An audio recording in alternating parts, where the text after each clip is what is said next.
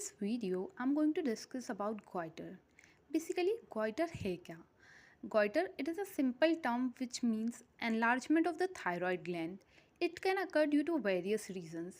Let's see the classification of goiter.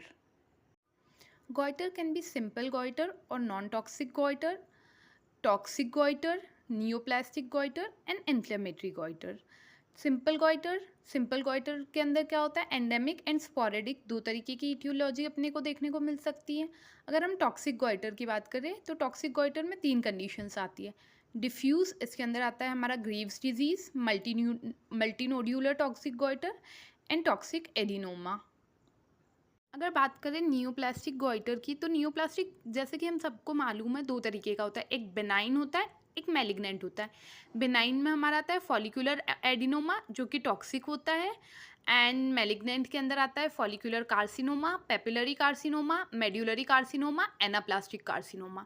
इसमें से जो पेपिलरी कार्सिनोमा है most common type of carcinoma है जो कि थायराइड ग्लैंड के अंदर देखने को मिलता है.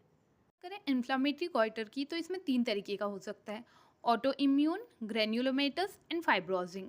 ऑटो इम्यून के अंदर हमारा आता है हाशिमोटोस थायरोइडाइटिस, ग्रेन्युलोमेटस में आता है डिक्यूरवेंस थायरोइडाइटिस एंड फाइब्रोजिंग में आता है Riedel's thyroiditis. Let's see diffuse non toxic और simple goiter. The thyroid gland is diffusely involved without producing nodularity. Basically क्या होता है कि जो थायराइड ग्लैंड है इक्वली यूनिफॉर्मली एनलार्ज होती है.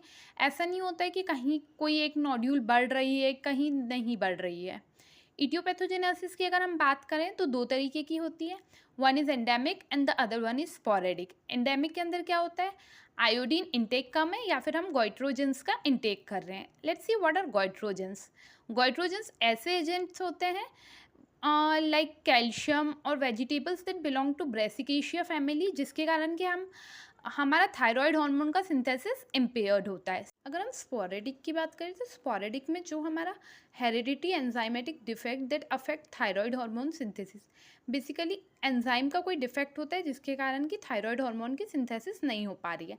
इन सब के कारण हमारा थायराइड हार्मोन का सिंथेसिस डिक्रीज हो जाता है. This lead to compensatory increase in the thyroid stimulating hormone, जिससे कि हमारी थायराइड ग्लैंड की जो फॉलिकुलर सेल्स होते हैं उसके अंदर हाइपरट्रॉफी एंड हाइपरप्लेशिया हो जाता है.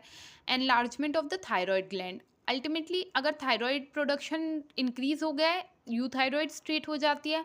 अगर कंपनसेशन प्रॉपरली नहीं हो पाया है तो हमारा डिफ्यूज नॉन टॉक्सिक गोइटर हो जाता है.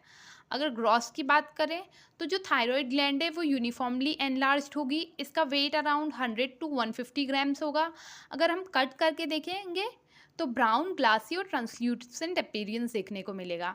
अगर माइक्रोस्कोपी की बात करें तो माइक्रोस्कोपी के अंदर जो फॉलिक्यूलर एपिथीलियम है वो फ्लैट और क्यूबॉइडल होगी. इनवॉल्यूंटरी स्टेज के अंदर बहुत सारा कॉलॉइड देखने को मिलेगा.